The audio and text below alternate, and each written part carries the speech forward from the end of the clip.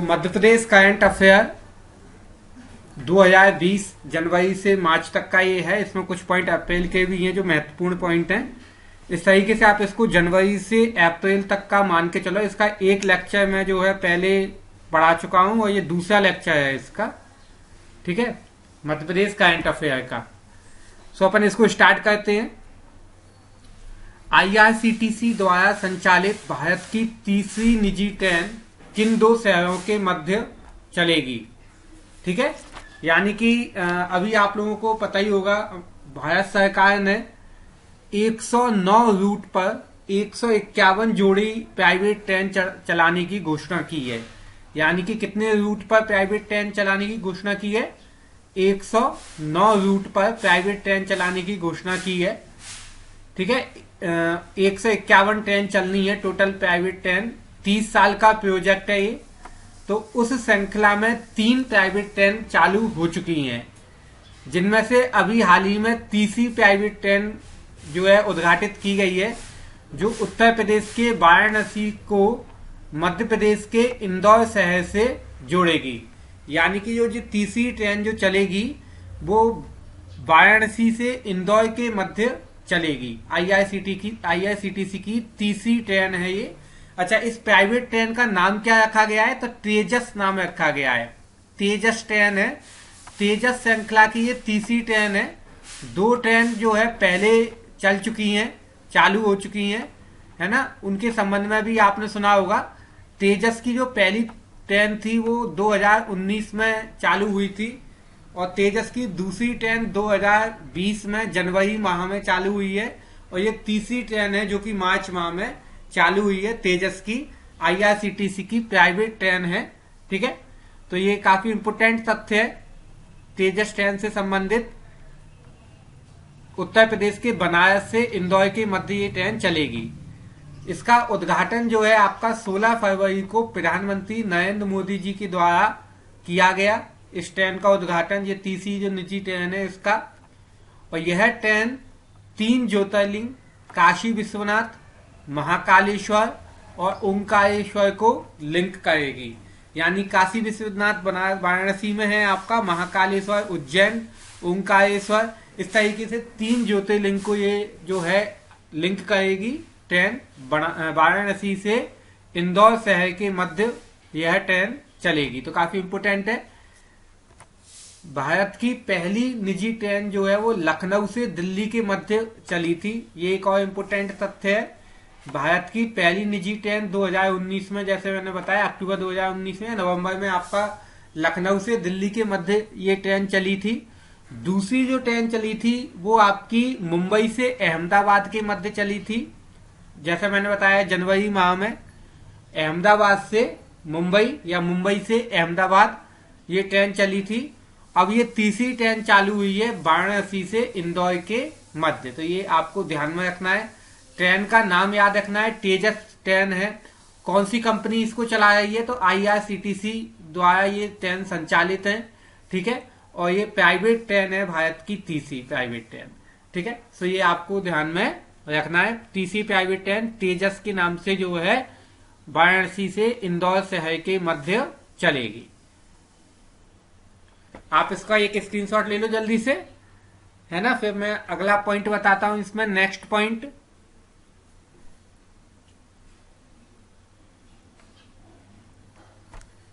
किस राज्य सरकार के द्वारा गांवों के मानचित्रण के लिए ड्रोन का उपयोग किया जाएगा? गांवों के मानचित्र, तो किस राज्य सरकार के द्वारा गांवों के मानचित्रण के लिए ड्रोन का उपयोग किया जाएगा? इंपोर्टेंट तथ्य है। ड्रोन का उपयोग, ड्रोन की सहायता से जो है गांवों का मानचित्रण या आपका मैपिंग की जाएगी। किस राज्य सरकार ने ये फैसला लिया है? तो अपन मध्य प्रदेश पढ़ रहे हैं, तो निश्चित सी बात है कि मध्य प्रदेश राज्य सरकार द्वारा, मध्य प्रदेश सरकार द्वारा गांवों की मैपिंग के लिए ड्रोन का उपयोग करने का फैसला लिया गया है। यानी ड्रोन्स की सहायता से जो है गांवों की मैपिंग की जाएगी, ऐसा फैसला मध्य प्रदेश सरकार ने लिया है। तो इम्पोर्टेंट तथ्य है ये आपका। मध्य प्रदेश सरकार द्वारा गांवों की मैपिंग के लिए ड्रोन का उपयोग करने का फैसला लिया गया है।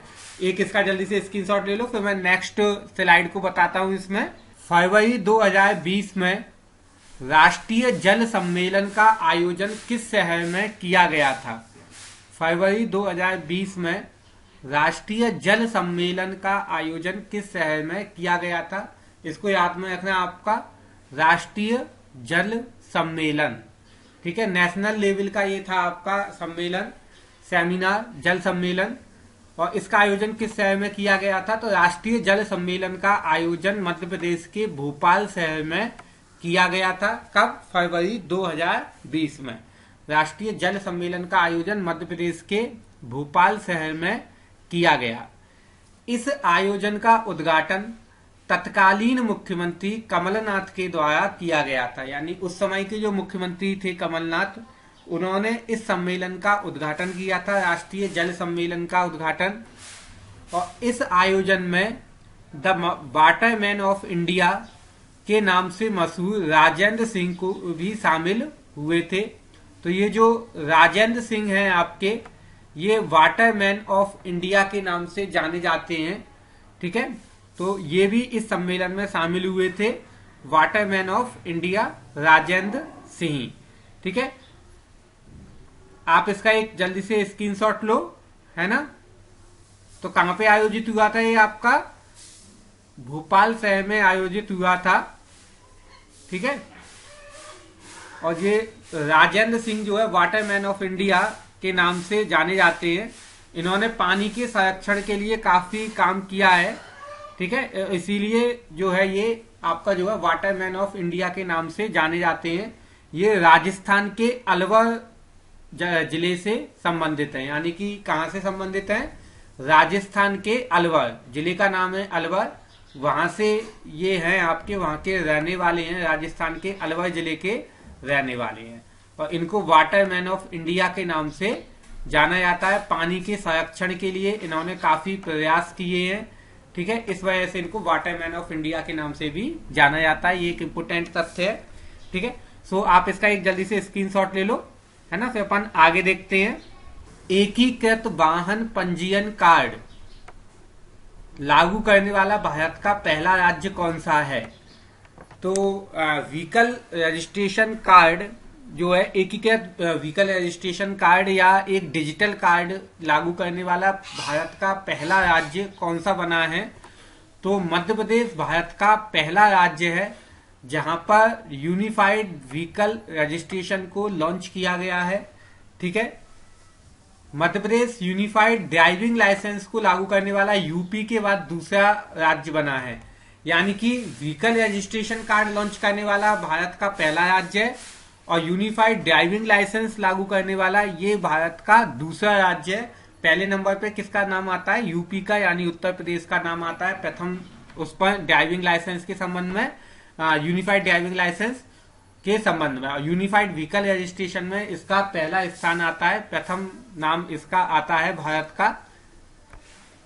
ये जो कार्ड होता है आपका एक विशेष प्रकार का कार्ड होता है, स्मार्ट कार्ड होता है, जिसमें वाहन की पंजीयन जानकारी, उसके रजिस्ट्रेशन से संबंधित जानकारी और ड्राइविंग लाइसेंस से संबंधित संपूर्ण जानकारी रहती है। यानी एक ही कार्ड बनेगा और उस एक सिंगल कार्ड के अंदर आपकी ड्राइविंग लाइसेंस की पूरी जानकारी होगी, उसके साथ साथ में जो वाहन है उसके संबंध में भी संपूर्ण जानकारी दी गई होगी। तो ये unified vehicle registration card launch किया गया है मध्य प्रदेश सरकार के द्वारा। ऐसा करने वाला मध्य प्रदेश भारत का पहला राज्य है। इस योजना का उद्घाटन भी तत्कालीन मुख्यमंत्री कमलनाथ के द्वारा किया गया था। उस समय के जो मुख्यमंत्री थे, मार्च तक जो मुख्यमंत्री थे आपके कमलनाथ, उन्होंने इस योजना को उद्घाटन किया था, unified registration card, vehicle registration card, ठीक है। सो आप इसका एक जल्दी से स्क्रीनशॉट ले लें, फिर मैं अगला इसमें पॉइंट बताता हूं आपको, नेक्स्ट इंपोर्टेंट पॉइंट। आप इसका एक स्क्रीनशॉट ले लें।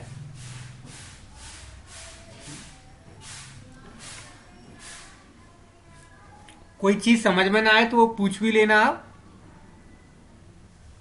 नेक्स्ट पॉइंट, 5वां नंबर, आयुष्मान भारत योजना के अंतर्गत राज्यों से बाहर इलाज कराने वाले व्यक्तियों की सूची में कौन सा राज्य शीर्ष स्थान पर है?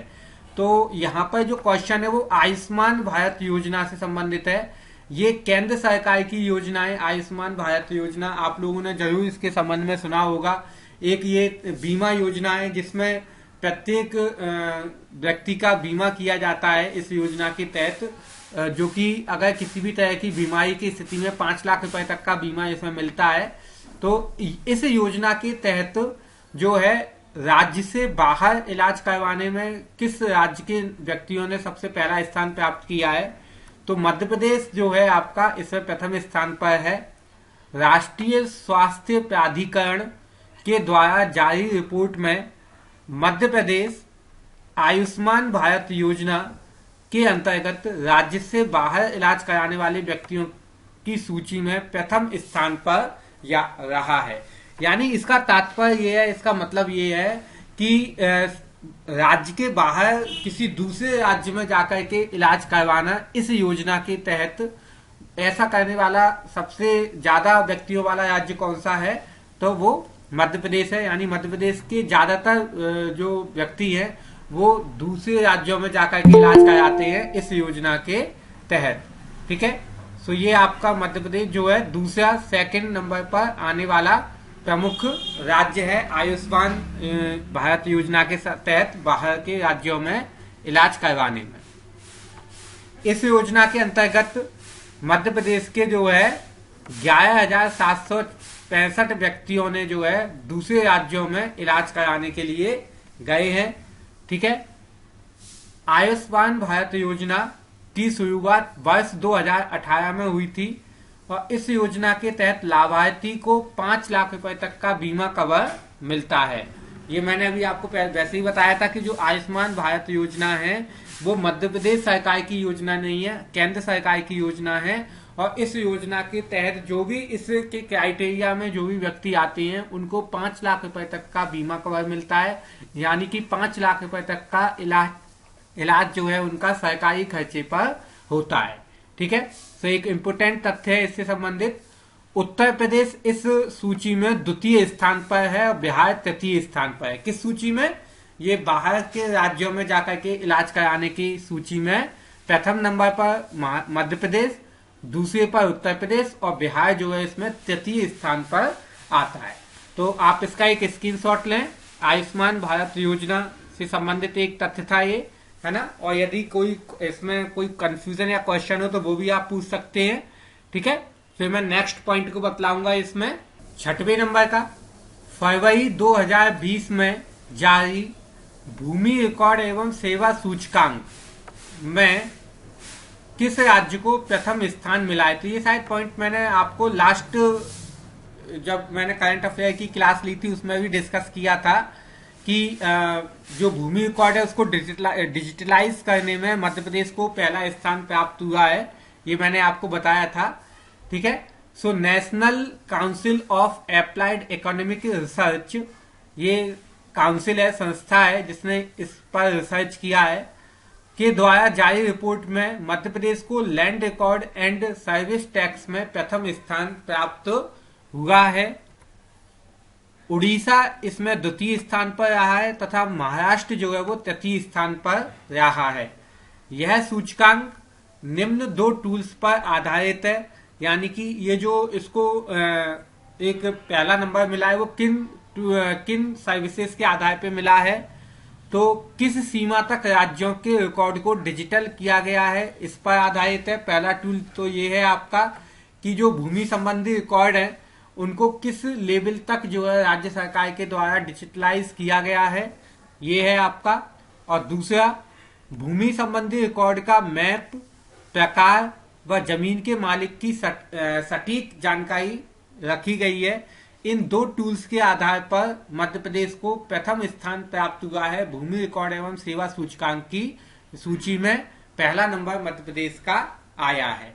ठीक है, इससे संबंधित एक पॉइंट मैंने पहले भी बताया था, जिसमें बताया था कि मध्य प्रदेश ने अपने 74.9% जो भूमि रिकॉर्ड है उनको डिजिटलाइज कर लिया है और ऐसा करने वाला मध्य प्रदेश भारत का पहला राज्य बन गया है। यानी कि भारत में पहले नंबर पर मध्य प्रदेश है जहां पर लैंड रिकॉर्ड को पूरी तरीके से डिजिटलाइज कर लिया गया है। अभी 100% नहीं हुआ है, 74.9% रिकॉर्ड्स को डिजिटलाइज कर लिया गया है। ठीक है।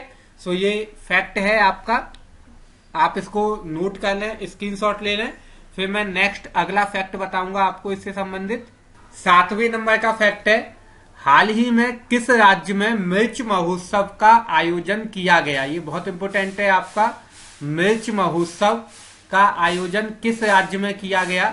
तो अब अपन चूंकि मध्य प्रदेश पढ़ रहे हैं तो ये तो निश्चित है कि मध्य प्रदेश में ही ये महोत्सव आयोजित हुआ होगा, लेकिन महोत्सव किस शहर में आयोजित हुआ, इसकी क्या विशेषता है, ये सब अपने को पढ़ना है, ठीक है।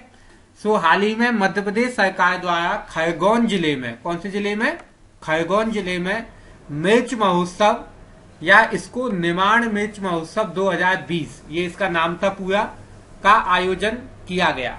तो जैसा आपको पता है, मैंने आपको पहले भी बताया है, मध्य प्रदेश का जो दक्षिण पश्चिमी जिले हैं उनमें बड़वानी, खरगोन, आपका खंडवा, खरगोन, बड़वानी और बुरहानपुर, ये जिले जो है आपके निमाड़ क्षेत्र के नाम से जाने जाते हैं।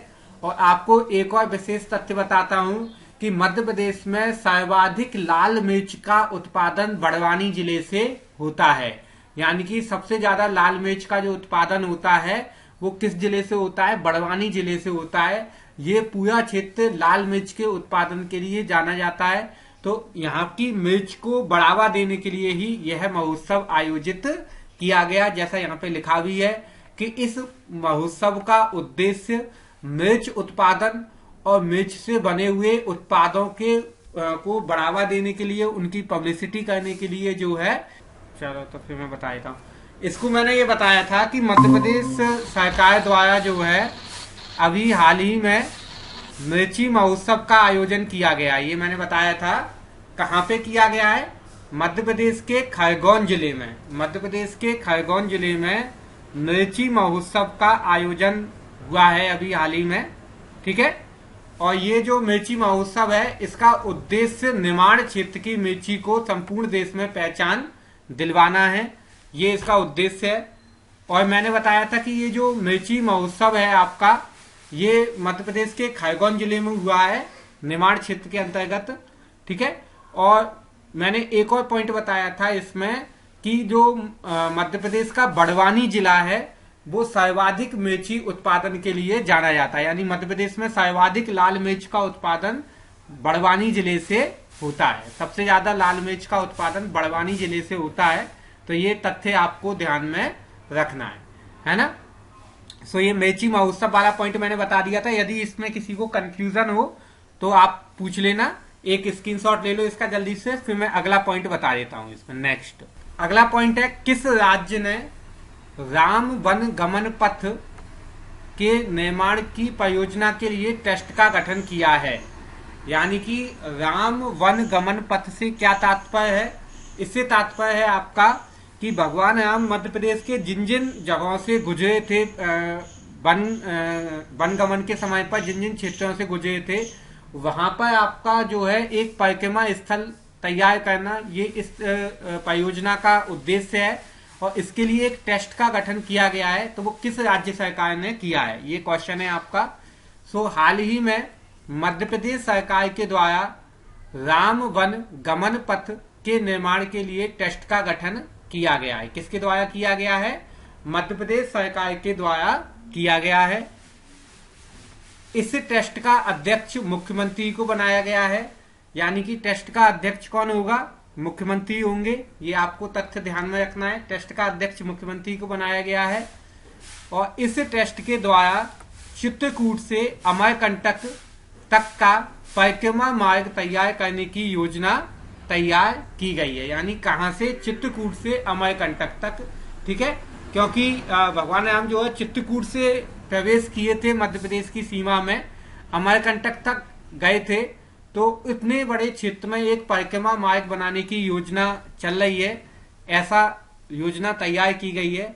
इसके अलावा यहाँ पर एक सीता जी का मंदिर भी बनाया जाना है। कहां पर, जहां पर उनकी अग्नि परीक्षा हुई थी, अग्नि परीक्षा स्थल पर एक सीता जी का मंदिर बनना है, ऐसा योजना तैयार हुई है। और एक म्यूजियम की स्थापना भी की जानी है। तो परिक्रमा मार्ग तैयार करना है, सीता जी का मंदिर बनना है और म्यूजियम बनना है, ऐसा जो है प्रयास किया जाएगा इस टेस्ट के द्वारा। और ये टेस्ट का गठन कहाँ पे हुआ है, तो मध्य प्रदेश राज्य में इस टेस्ट का गठन हुआ है। तो आप इसका एक स्क्रीनशॉट ले लें, और यदि किसी को कोई क्वेश्चन कंफ्यूजन हो तो वो पूछ सकते हैं इससे संबंधित, है ना। राम वन गमन पथ, आप इसको जो है नोट कर लें जल्दी से। पूरे शहर को ड्रोन के माध्यम से सैनिटाइज करने वाला भारत का पहला शहर कौन सा बना। यानी कि पूरे शहर को सैनिटाइज किया गया किसके माध्यम से, ड्रोन के माध्यम से, कोविड-19 की वजह से। तो ऐसा करने वाला भारत का पहला शहर कौन सा है, तो हाल ही में मध्य प्रदेश का इंदौर शहर पूरे शहर को ड्रोन के माध्यम से सैनिटाइज करने वाला भारत का पहला शहर बना है। यानी कौन सा, मध्य प्रदेश का इंदौर जो है वो ड्रोन के माध्यम से सैनिटाइज करने वाला भारत का पहला शहर बन गया है। ये इंपोर्टेंट तथ्य है, आपको इसे याद रखना है, जिसमें पूरे शहर को ड्रोन के माध्यम से सैनिटाइज किया गया है। तो इंपोर्टेंट तथ्य है ये। अगला, इंदौर नगर निगम के द्वारा 2 ड्रोन, कितने ड्रोन का उपयोग किया गया, इसमें 2 ड्रोन की सहायता से कोविड-19 के संक्रमण को देखते हुए पूरे शहर पर सोडियम हाइपोक्लोराइड का छिड़काव किया गया। ठीक है, किसकी सहायता से, 2 ड्रोन की सहायता से पूरे शहर पर सोडियम हाइपोक्लोराइड का छिड़काव किया गया इंदौर शहर के द्वारा। तो ये काफी महत्वपूर्ण तथ्य है। ठीक है, तो इसका एक स्क्रीनशॉट ले लो आप, कोविड-19 से संबंधित ही है आपका, इसलिए ज्यादा महत्वपूर्ण है कि पहला भारत का शहर जिसमें ड्रोन का उपयोग करके जो है पूरे शहर को सैनिटाइज किया गया है, ऐसा इंदौर जो है भारत का पहला शहर है। ठीक है, तो ये 9वां पॉइंट हो गया आपका, इंपोर्टेंट है, इसका एक स्क्रीनशॉट ले लो जल्दी से। अगला पॉइंट देखते हैं अपन नेक्स्ट। हाल ही में किस राज्य की सरकार ने कोविड-19 से लड़ाई करने के लिए तैनात पुलिस एवं स्वास्थ्य कर्मियों के लिए 50 लाख के बीमा की घोषणा की है। ठीक है, ये एक इंपोर्टेंट पॉइंट है आपका कि कितने तक की बीमा की घोषणा की गई है, 50 लाख की बीमा की घोषणा की गई है। किस राज्य की सरकार ने ऐसा किया है, तो ऐसा करने वाली मध्य प्रदेश की सरकार है। मध्य प्रदेश सरकार के द्वारा कोविड-19 की लड़ाई में लगे कोरोना योद्धाओं की मृत्यु होने पर उसके परिवार को 50 लाख रुपए दिए जाने की घोषणा की है। ठीक है, यानी कि कोविड-19 से जो योद्धा या कोरोना योद्धा जिनको नाम दिया गया है उनको 50 लाख रुपए तक की बीमा की घोषणा की है मध्य प्रदेश सरकार ने। ये एक इम्पोर्टेंट तथ्य है, जिसमें पुलिसकर्मी और स्वास्थ्य कर्मी शामिल हैं। इनको जो है 50 लाख रुपए तक का बीमा कवर उपलब्ध कराया जाएगा। दिल्ली सरकार के द्वारा कोविड के दौरान होने वाली स्वास्थ्य कर्मियों की मृत्यु पर 1 करोड़ का बीमा दिए जाने की बात की गई। अच्छा, ये जो अभी अपन ने पढ़ा था पहले वाला पॉइंट, वो मध्य प्रदेश सरकार का था, और दिल्ली सरकार ने कितने की घोषणा की है, 1 करोड़ की है। दिल्ली सरकार ने जो स्वास्थ्य कर्मी है अगर उनकी मृत्यु हो जाती है कोविड की वजह से या कोविड-19 का इलाज करते समय, तो फिर 1 करोड़ की जो है बीमा की योजना दिल्ली सरकार की है। और पश्चिम बंगाल सरकार ने 10 लाख रुपए तक का बीमा दिए जाने की घोषणा की है। पश्चिम बंगाल सरकार कितने रुपए तक का बीमा करवा दे रही है, 10 लाख रुपए तक का बीमा दे रही है।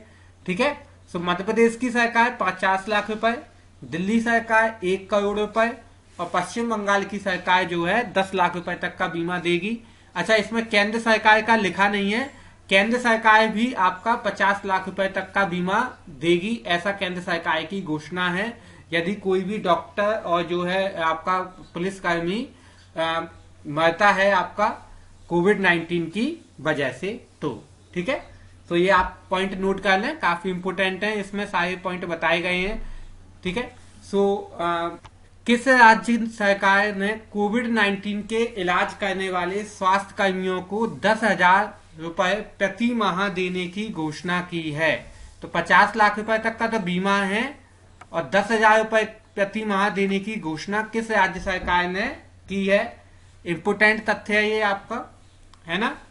सो हाल ही में मध्य प्रदेश सरकार ने कोविड-19 का इलाज करने वाले स्वास्थ्य कर्मियों को 10,000 रुपए प्रति माह देने की घोषणा की, यानी अलग से 10,000 रुपए प्रति माह इनको मिलेंगे।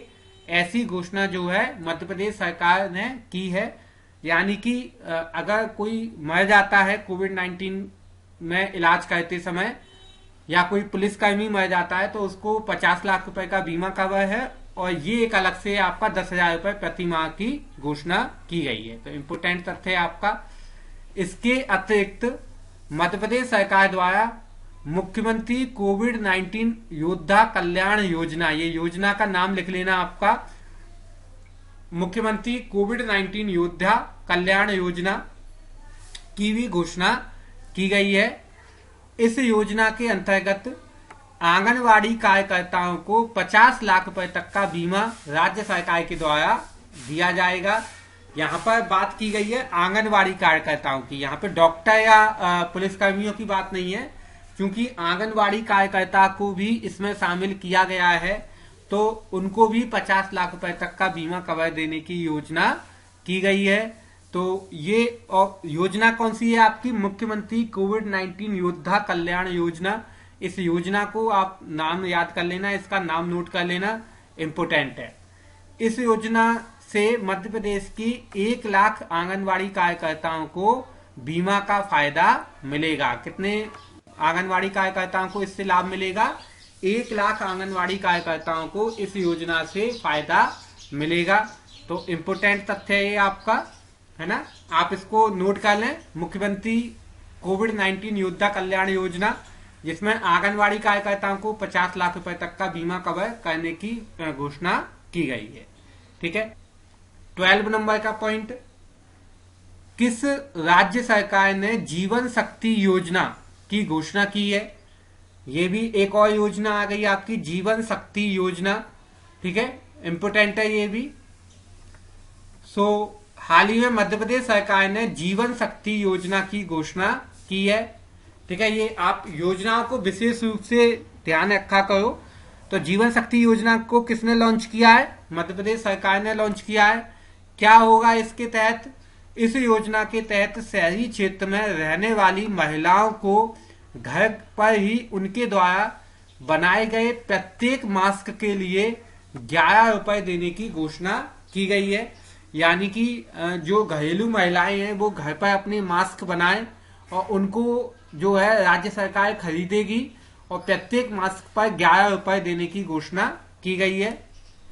कॉल सेंटर पर अपना पंजीयन करवाना होता है। इसके लिए पहले अपना पंजीयन करवाएं कॉल सेंटर पर कॉल करके, और फिर उसके बाद सूती कपड़े से जो मास्क निर्मित होगा उसको राज्य सरकार जो है 11 रुपए में खरीदेगी, प्रत्येक मास्क को 11 रुपए में खरीदेगी।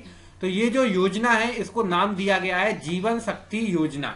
ठीक है, ये भी मध्य प्रदेश सरकार के द्वारा चालू की गई है। तो 2 योजनाएं हो गई आपकी मध्य प्रदेश सरकार की कोविड की वजह से। एक तो कोविड-19 योद्धा कल्याण योजना, जिसमें 50 लाख रुपए तक का बीमा देने की घोषणा की गई है, और एक ये जीवन शक्ति योजना। ये 2 योजनाएं कोविड की वजह से मध्य प्रदेश सरकार ने चालू की हैं। ठीक है, सो इम्पोर्टेंट है ये कोविड का, जरूर आपका अच्छे से समझ लेना।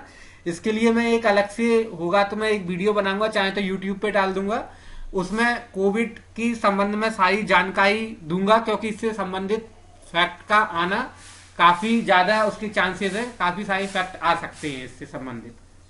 किस राज्य सरकार ने जीवन अमृत योजना की घोषणा की है? अभी मैंने कौन सी बताई थी? जीवन शक्ति योजना बताई थी। अब ये दूसरी नंबर की है आपकी जीवन अमृत योजना। तो ये भी मध्य प्रदेश सरकार के द्वारा घोषित की गई है आपकी। हाल ही में मध्य प्रदेश सरकार ने जीवन अमृत योजना को लॉन्च किया है। इंपोर्टेंट है आपका जीवन अमृत योजना। ठीक है, और इस योजना के तहत राज्य के नागरिकों को की रोग प्रतिरोधक क्षमता यानी इम्यूनिटी सिस्टम को बढ़ाने के लिए आयुष मंत्रालय द्वारा जो है त्रिकुट चूर्ण के पैकेट के वितरण का प्रबंध किया जाएगा। कौन सा चूर्ण? त्रिकुट चूर्ण का पैकेट जो है राज्य में बांटा जाएगा आयुष मंत्रालय के द्वारा।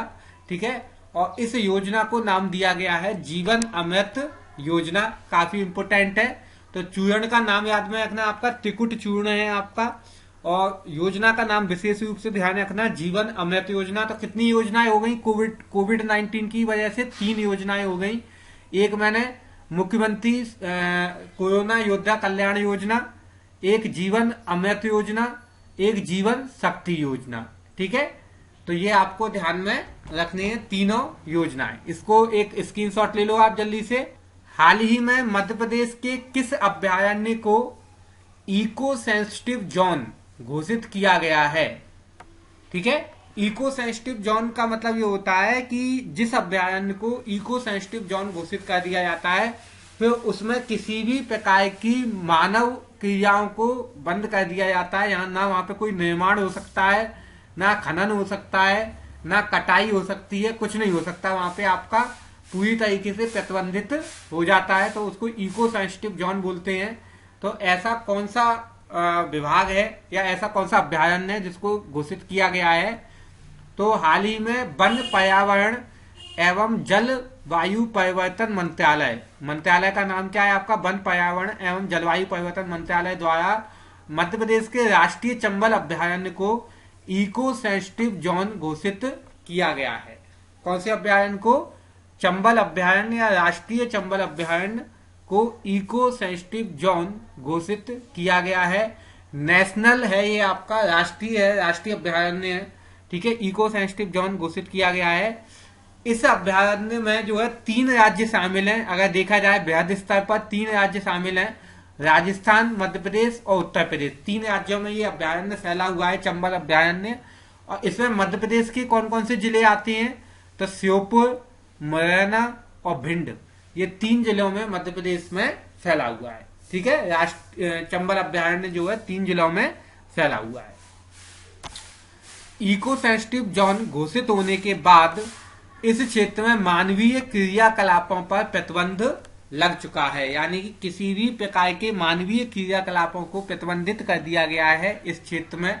ठीक है, सो मध्य प्रदेश सरकार के द्वारा जो है ये राष्ट्रीय चंबल अभयारण्य को इको सेंसिटिव जोन घोषित किया गया है मध्य प्रदेश सरकार के द्वारा, वन पर्यावरण एवं जलवायु परिवर्तन मंत्रालय के द्वारा। तो ये आपको ध्यान में रखना है। ठीक है, कुछ और प्रमुख तथ्यों को देखते हैं इसमें। एक्स्ट्रा फैक्ट्स लगभग खत्म ही है अब ये। 26 जनवरी 2020 को मध्य प्रदेश सरकार ने अपने यहाँ के सभी स्कूलों में संविधान की प्रस्तावना पढ़ाना अनिवार्य कर दिया है। यानी 26 जनवरी 2020 से मध्य प्रदेश के सभी स्कूलों में संविधान की प्रस्तावना को पढ़ाया जाना कंपलसरी कर दिया गया है, अनिवार्य कर दिया गया है। संविधान की प्रस्तावना पढ़ाना आवश्यक कर दिया गया है 26 जनवरी 2020 से। ठीक है, तो इंपोर्टेंट तथ्य है ये। हाल ही में अमरकंटक में नर्मदा महोत्सव का आयोजन किया गया था। ठीक है, ये भी एक इंपोर्टेंट तथ्य है आपका। नर्मदा महोत्सव का आयोजन कहाँ पे हुआ है? मध्य प्रदेश के अमरकंटक में हुआ है। और अमरकंटक से ही जो है नर्मदा नदी का उद्गम हुआ है, तो यहाँ पर नर्मदा महोत्सव का आयोजन हुआ है। ये भी एक इंपोर्टेंट तथ्य है। हाल ही में शिवराज सिंह चौहान मध्य प्रदेश के 4थी बार मुख्यमंत्री बने हैं। कौन से नंबर के मुख्यमंत्री बने हैं? 4थी बार, मतलब लगातार 4थी बार मुख्यमंत्री शिवराज सिंह चौहान को चुना गया है फिर से। ये भी अभी आपने सुना ही होगा इसके बारे में। मार्च में जो है मुख्यमंत्री बने थे शिवराज सिंह चौहान 4थी बार।